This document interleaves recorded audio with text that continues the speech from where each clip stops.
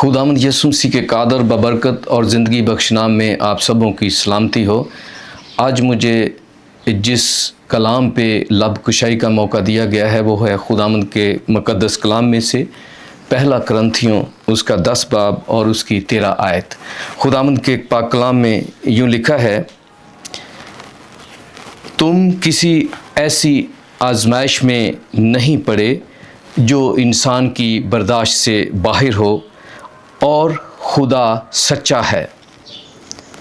वो तुमको तुम्हारी ताकत से ज़्यादा आजमाइश में नहीं पड़ने देगा, बल्कि आजमाइश के साथ निकलने की राह भी पैदा कर देगा ताकि तुम बर्दाश्त कर सको। खुदावंद के पाक कलाम के पढ़े और सुने जाने पर खुदावंद की बरकत हो। अजीज़ों, आजमाइश में पड़ना गुनाह नहीं है, लेकिन आजमाइश में पढ़कर उसमें चले जाना गुनाह हो जाता है। लेकिन खुदावंद अपने पाक कलाम में उन्होंने यही इरशाद फरमाया है कि आजमाइश जो है इसमें पढ़ना कोई बड़ी बात नहीं, क्योंकि खुदावंद यीशु मसीह को भी आजमाया गया और इसी तरह आप भी आजमाइश में आजमाए जाएंगे। लेकिन जिस तरह खुदावंद यीशु मसीह आजमाइश पर काबू पा लिया उन्होंने, उसी तरह हम भी आजमाइश पर काबू पा सकते हैं। हमें चंद सवालात पर गौर करने की ज़रूरत है। हमें उस शैतान की तरफ देखने की ज़रूरत है जिसकी वजह से आजमाइश में पड़ जाते हैं, कि वो शैतान जिन झूठी बातों में हमको लेके जाना चाहता है, हमें खुदा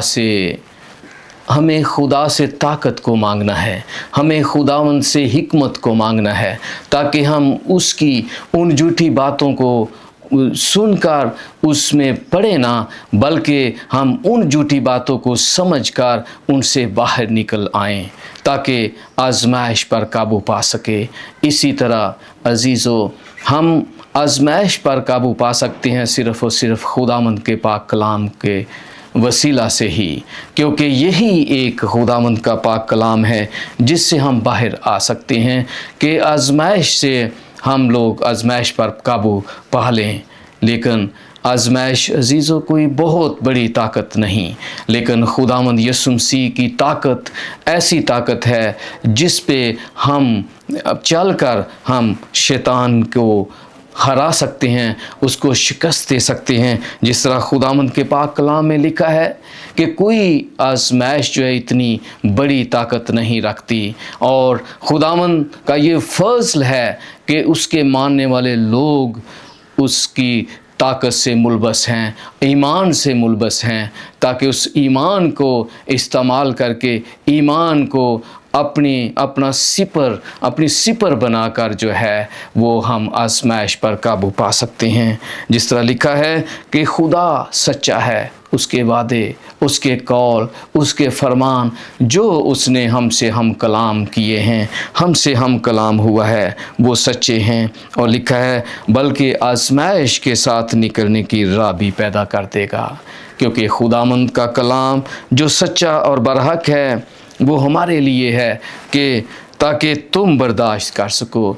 कोई ऐसी आजमाइश नहीं जो हमारी बर्दाश्त से बाहर हो, बल्कि खुदावंद के पाक कलाम के मुताबिक हम उस पे काबू पा सकते हैं। आज हम अगर देखें इन हालात में, इस वक्त जो कि आखिरी वक्त है, और हम तरह तरह की आजमाइश में पड़ सकते हैं। हम अपनी बच्चों की आजमाइश में शैतान बाज़ हमें उकसाता है कि हम अपने बच्चों के बारे में परेशान हो जाते हैं, और आजमाइश जो है वो 4 तरीक़ों से हम पर हमला करती है।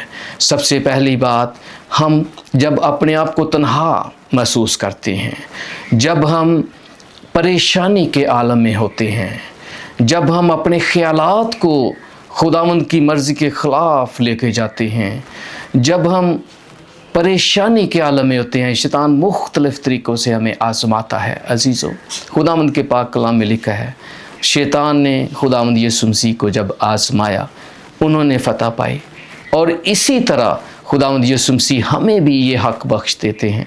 हमें भी कहा है کہ اگر میں نے اس آزمائش پر قابو پایا ہے تو آپ بھی پا سکتے ہو۔ یہ خداوند کا زندہ پاک کلام ہے۔